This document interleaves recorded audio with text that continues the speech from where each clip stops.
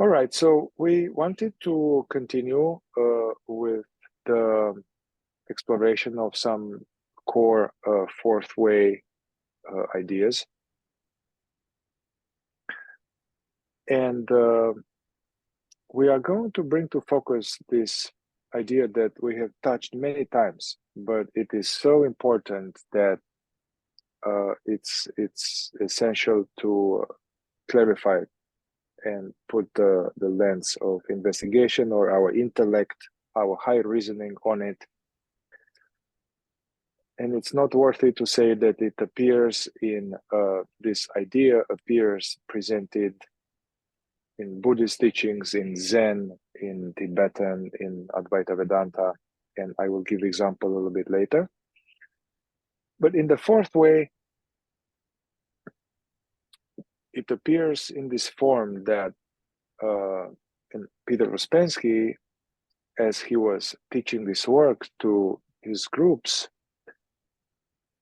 and after he was explaining people that it's important to observe oneself, to engage in this self-observation, and to, as we become more aware, you start to observe these parts of oneself and various patterns, various inner lies, inner considering, inner contradictions, self-deceit,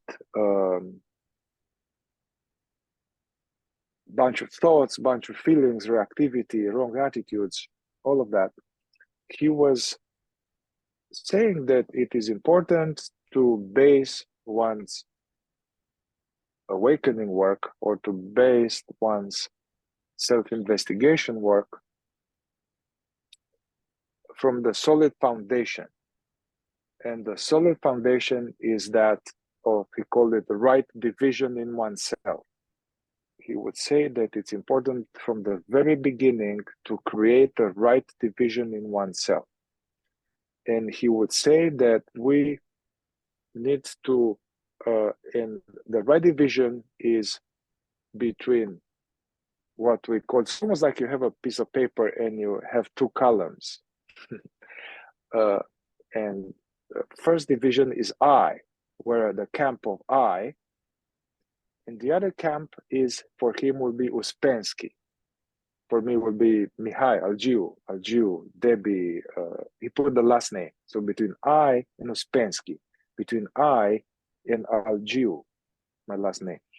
So, and he would say that in the camp of I, we put that which is aware, yeah, which is actually the real I, which now is dormant.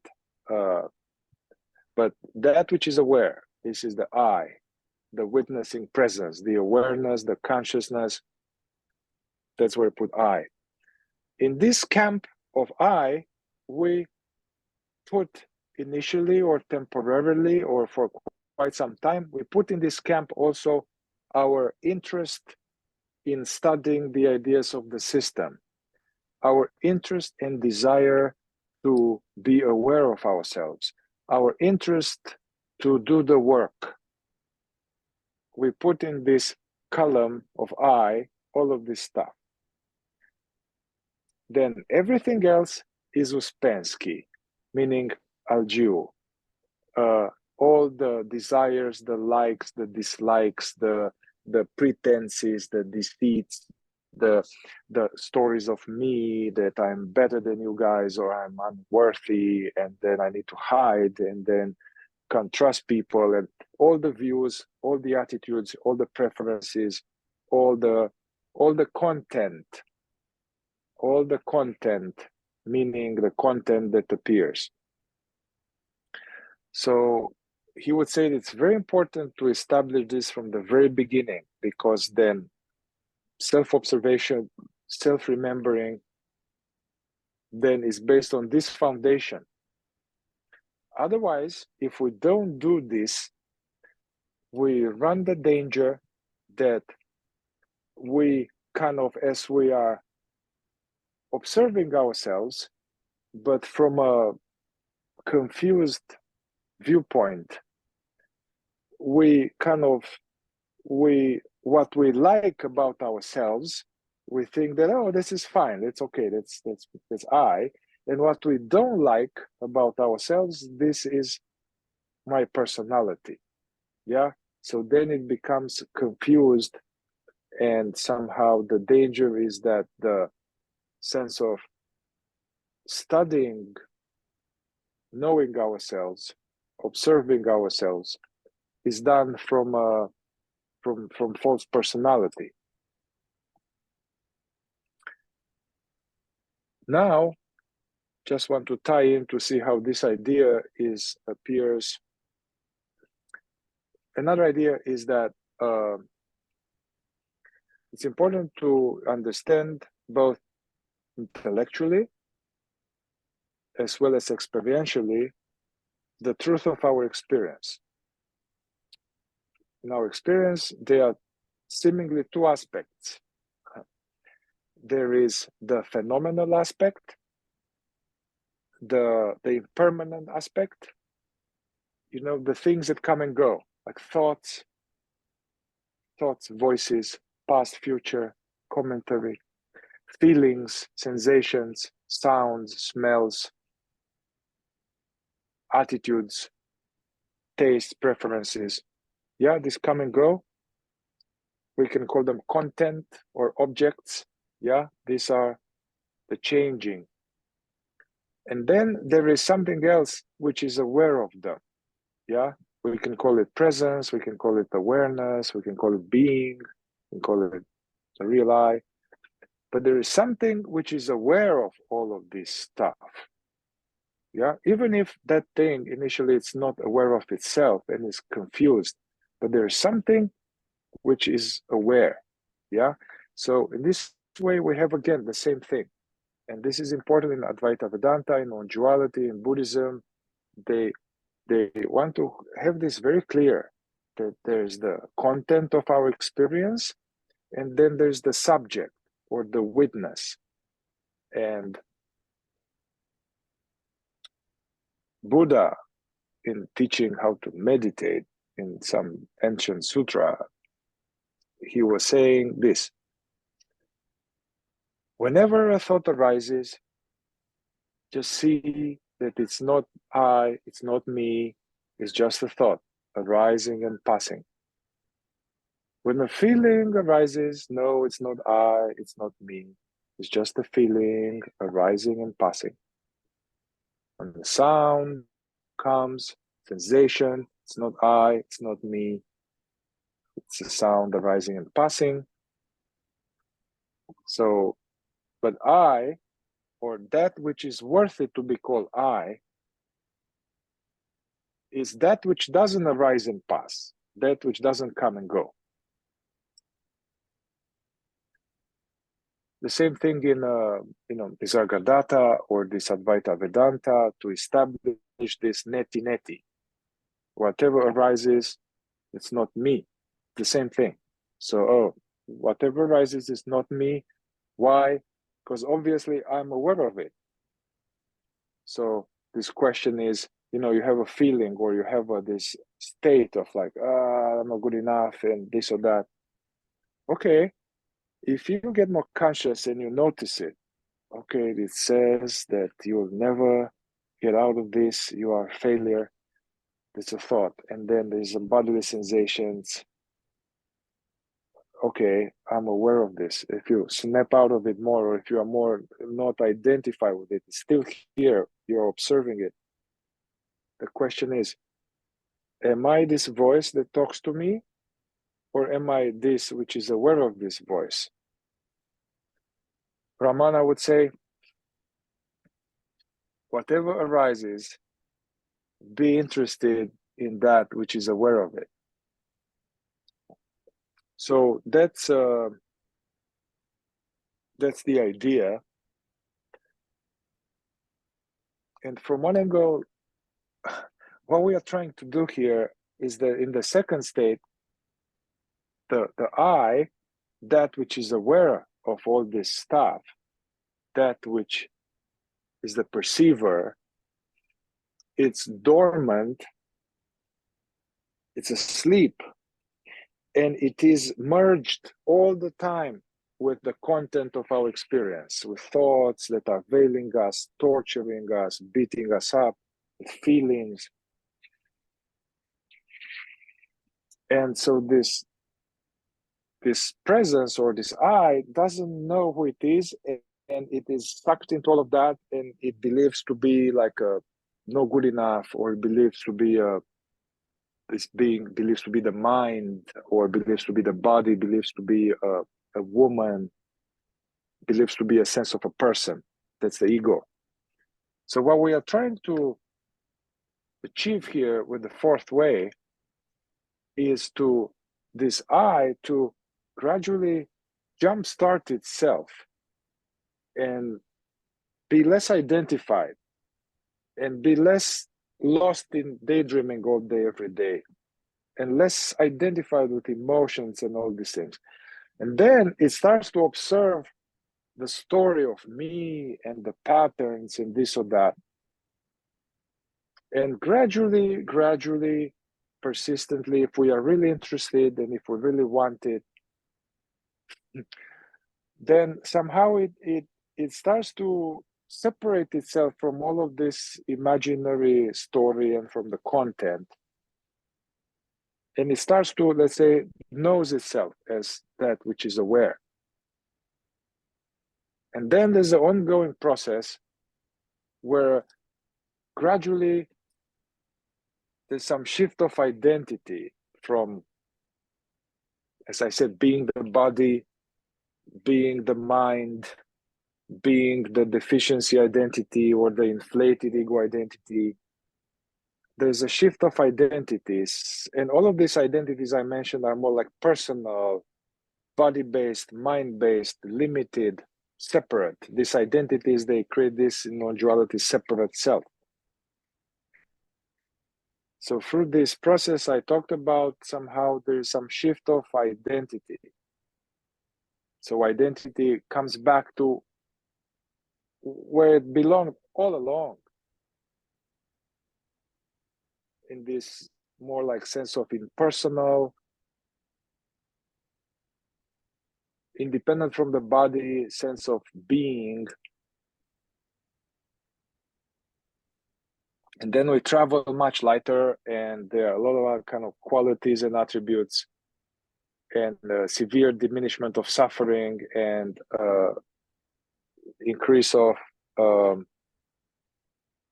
okayness, contentment, peace, creativity, inner freedom.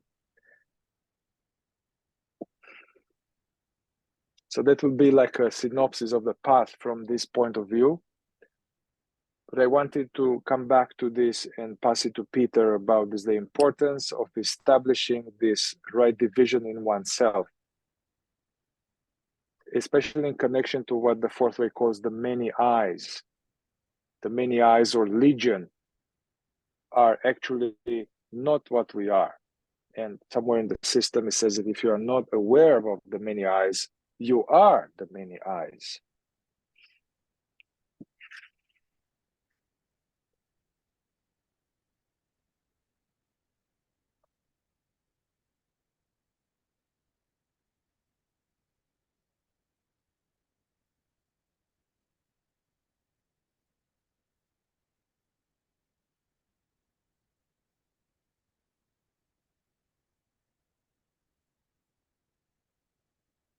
Where shall we take it from here, Peter?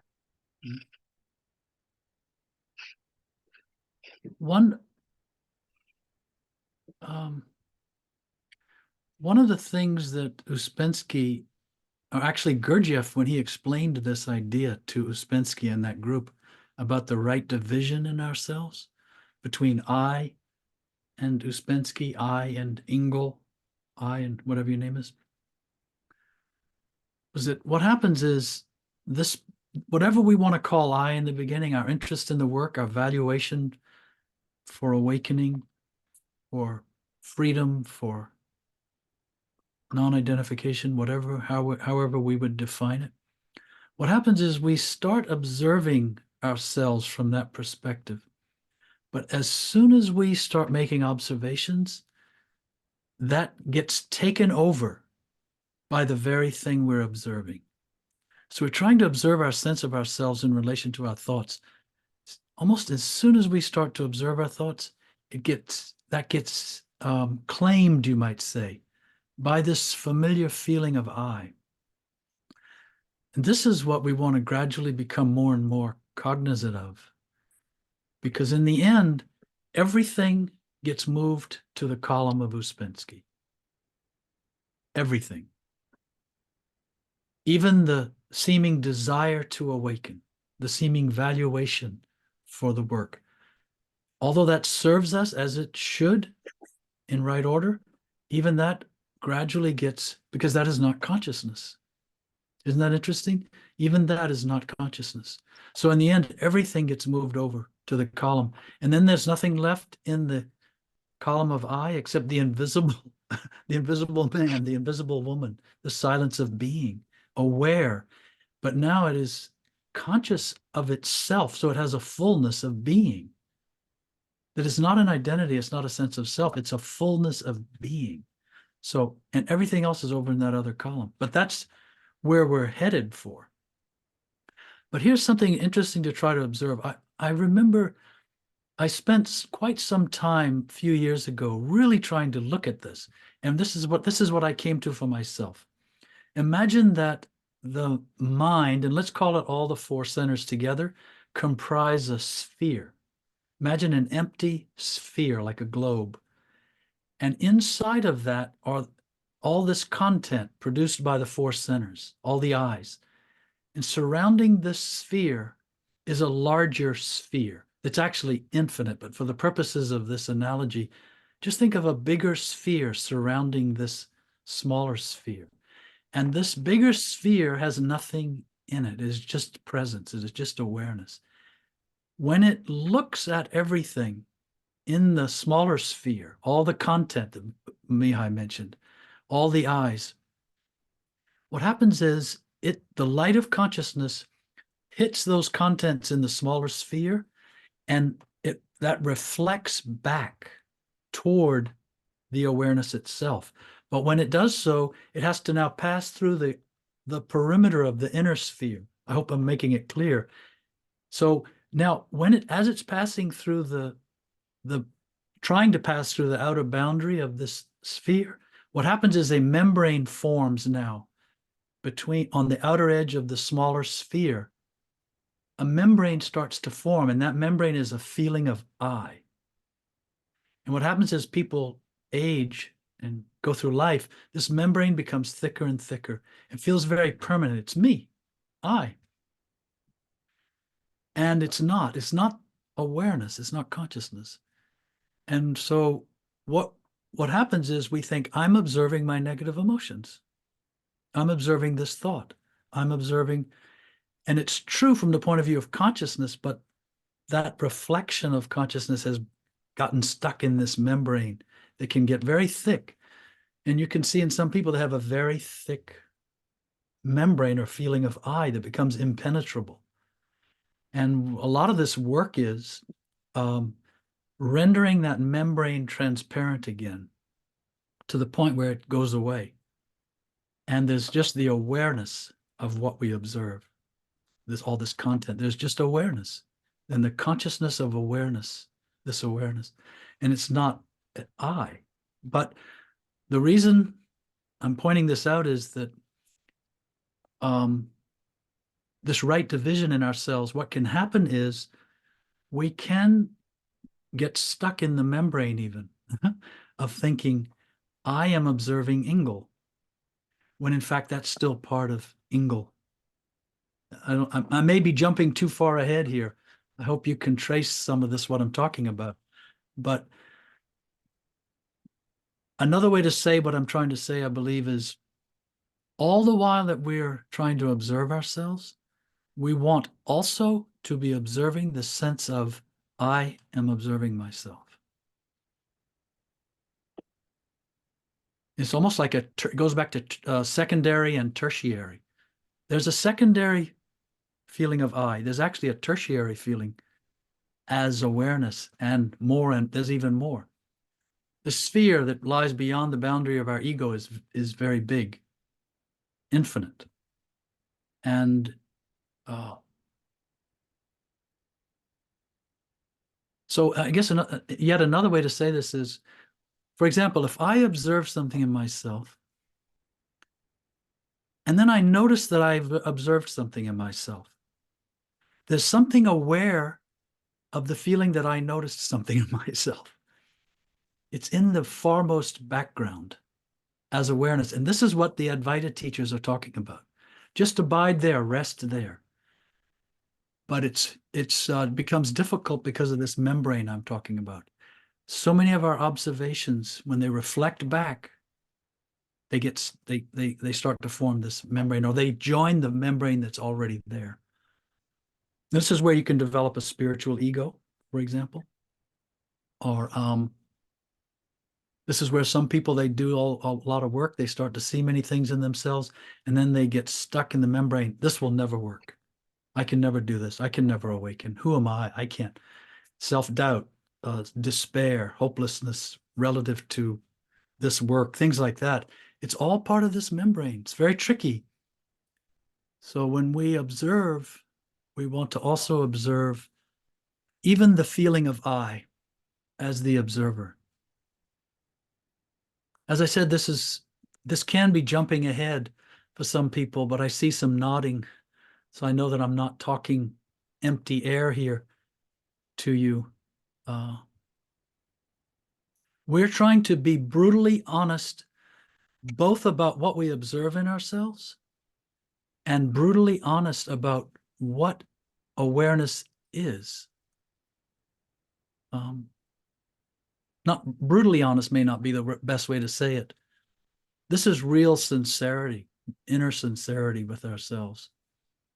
To see everything we can as deeply as we can on the self-observation side, and then be as sincere as we can on the realization on the self-remembering side, where there is no ego, there is no position of self, there's no entity, there's fullness of being. And I think it's fair to say, the more we experience this fullness of being, and I think last week we experienced, remember that silence at the end of the meeting we had that was so rich? You could feel it's like a bucket filling up with water. That's what was my experience when we had those few minutes at the end of that meeting. You could feel the bucket of being filling up. And it wasn't an entity. It wasn't a sense of identity. It was presence. It was being. And it filled itself up. And that's what we're doing. That's what we're doing together. Does that prompt anything more in you, Mihai? I've come to the end of my thought along those lines. When I was as being a therapist, and I didn't want just to be a therapist, and so I started to do this group. And at that time, I was deep into this non-duality and Advaita and direct path. And part of that method was going straight for that pretty early on. But for me, I got to this direct path. But direct path is that, hey, realize that what I said 10 minutes ago, realize that, what do you mean by I? Is it this thoughts, feeling, sensation, or is this that which is aware? No, it's that which is aware. Great, stay there, keep coming back there. There's a direct path. Who am I? Stay there. Meditate a little bit, investigate, but stay there. And then the next step would be to investigate that which is aware, to see that, is it limited or not? How do I know it is limited? So does it end somewhere? Is there a border to it? all of this were meant in order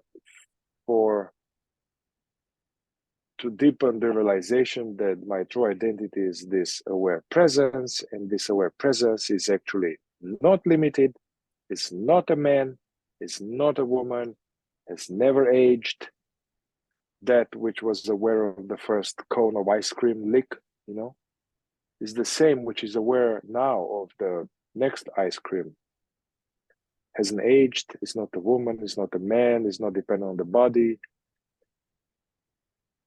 Freedom, yeah. So I was like, yeah. So I would, and I was having some relative verifications of this, also based on having done a lot of fourth way work for a long time and meditated for a long time, and so I was gladly trying to bring this to these people in the group,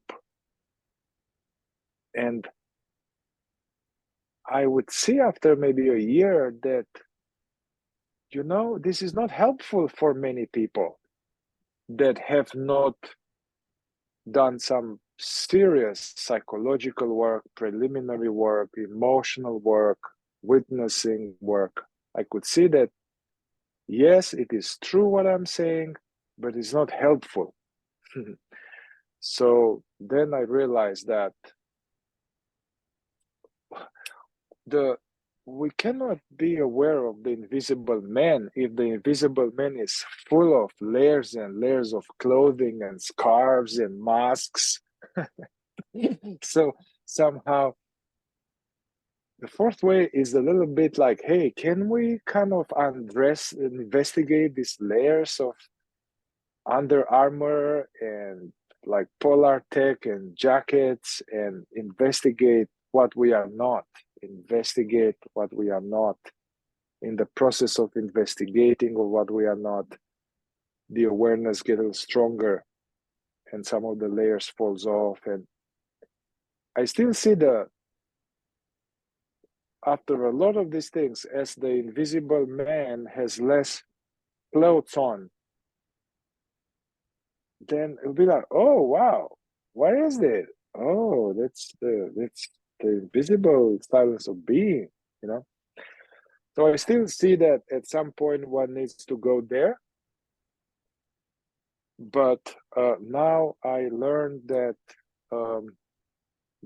you can't just skip ahead and just go straight for the aware emptiness as the background, the reality of being and of what I am, while I have strong deficiency story, I have buried feelings, I'm afraid of these feelings, I have a lot of inner considering, I'm bullshitting myself, I'm living in fear all day, every day. It's not going to work. So I can see the importance of this investigation of the false sense of self. And also in Buddhism, in Buddhism, they are not going for wise insight straight away. They develop attention, develop concentration, develop witnessing, and through and ethics also. Ethics first, actually. Ethics first, and then concentration, and then this, and it goes to that. That's what was prompted here. And this brings us back to this idea of what happens is we are moving between self-observation and self-remembering. And there's this sort of flow, as I was saying earlier, so that some of the time we're either in Ouspensky, we are Ouspensky, or we're observing something about Ouspensky. And then through self-observation, there's the realization of being this observer. And now we settle more as I, or as awareness.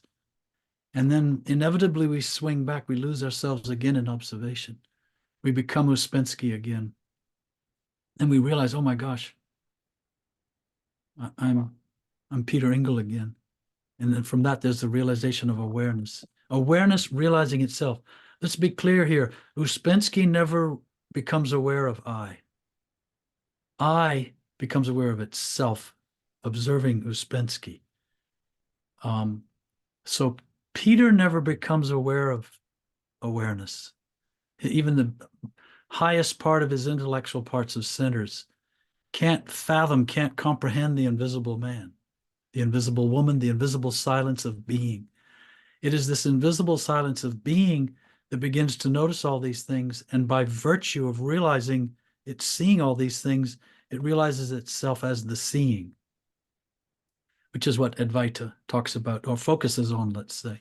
But we're doing both. And it's a normal, healthy, very practical, very balanced actual way of evolving, becoming more conscious. Self-observation, self-remembering, self-observation, self-remembering.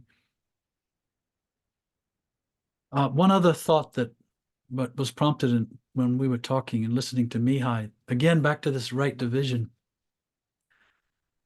Sometimes there are more than just seeing eyes in ourselves. We were talking about these, what did you say, Mihai? Little packages of eyes, groups of eyes. Clusters, or Clusters, yeah. Yes. Some identities. Yes. And we're different in different circumstances. You're one way when you're by yourself. You're another way when you're just with one person. If there's more than 4 or 5 people, you start to act a little differently. If you go to a new place and encounter new people, you manifest differently than if you go, be with people you already know. New situations, new challenges, we act. So what Uspensky and Gurdjieff were recommending is trying also, in addition to observing eyes in ourselves, to try to take what they call mental snapshots, where you don't try to pinpoint an eye or even a few eyes. You just have like a mental snapshot of what you just said, or how you just manifested, or the facial expression that just came over you, or the way you responded to someone. It's sort of like you turn around and look at yourself and go, and take a picture in that moment. And taking these mental snapshots, we start to see a larger image of this imaginary picture we have of ourselves starts to emerge that we weren't aware of because we were in it. We were in it so much. Even as it changed, all of our awareness was in it, identified. And now it's coming out. It's starting to emerge out. And this is invaluable to take these so-called mental snapshots, which can be quite uncomfortable at first to see. We'll go, and this, what happens is we buffer them, we then deflect this by judging ourselves. We go, oh my God, why did I say that? Oh, gee, I made such a fool of myself. I shouldn't have said that. I had an extra glass of wine and there I go again. Or whatever it is, and so anyway, what we're trying to get to is to see all of this and not be identified. And what we start to see is actually this person we imagined ourselves to be begins to emerge sort of right in front of awareness. And awareness realizes it's not that. It's not that internally or externally. Anyway, just another good technique. Think of this, think in terms of mental snapshots. In the moment, something happens. You see something, don't judge it, don't analyze it. Take a mental snapshot. And then if you do judge it, take a snapshot of yourself judging it.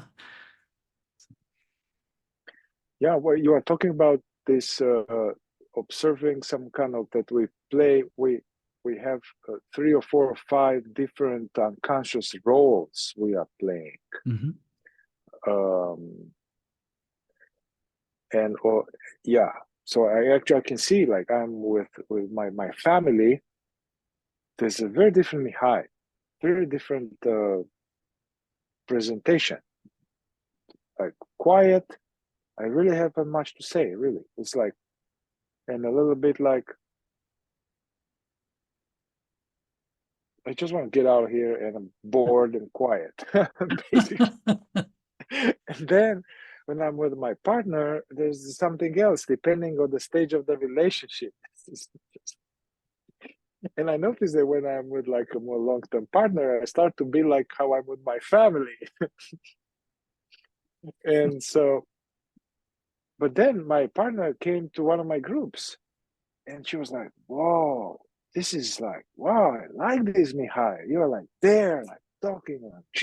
So I guess in the groups, like that's another role. And so we have these roles. And I've seen this with people I work with clients, so to say. I work with them for a year or two, one-on-one. I know him very well. I like him. He comes to a group, he's totally different. I'm like, what is happening here? This is not like himself. Very different person. And I can see how that, with me, there is some actually sense of more like genuine trust, vulnerability. And then when he's in the group, like he, whatever, she, someone, different. They are very active and more like cannot be silent and talking and sharing. And I could see that there's some comes from some whatever insecurity or wanting to be recognized. So that's why actually it's important.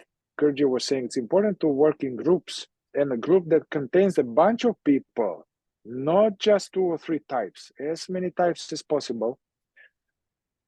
So actually that we have certain agreements within the group, especially as we are more like an active working group, not just teaching a system, where we do activities together and where we interact with each other, we are friends with each other, and we have this consent to give each other these photographs.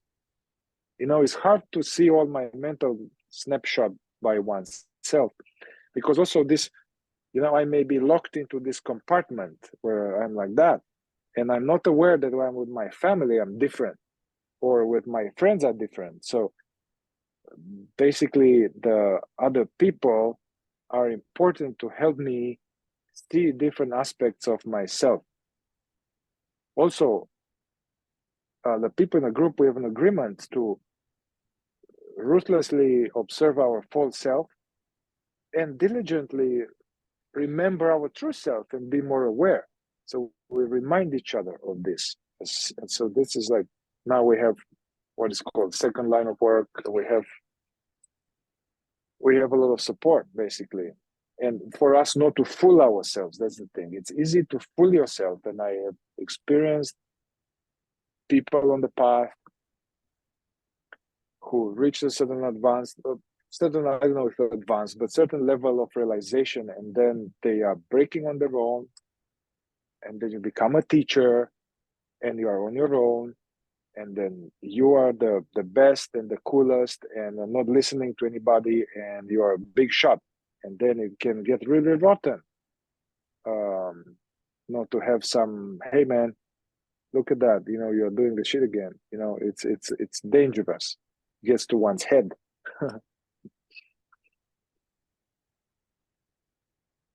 And the image came to mind of, I think this is an analogy. I don't know if Gurdjieff used this analogy. He may have, because there were already automobiles, but the analogy that when we work together as a group toward a common aim, such as we're doing, that it's sort of like we all have our hood open, we all have our trunk open, and we all have all 4 doors open, and everything is rendered visible to each other.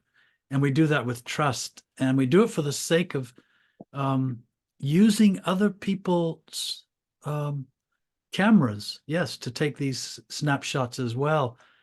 And we used to say this in the school we were in, to give each other photographs would be akin to taking a snapshot of someone else in a moment and then giving them the photograph. However, what would often happen is you're just supposed to give the person the negative and let them develop it for themselves.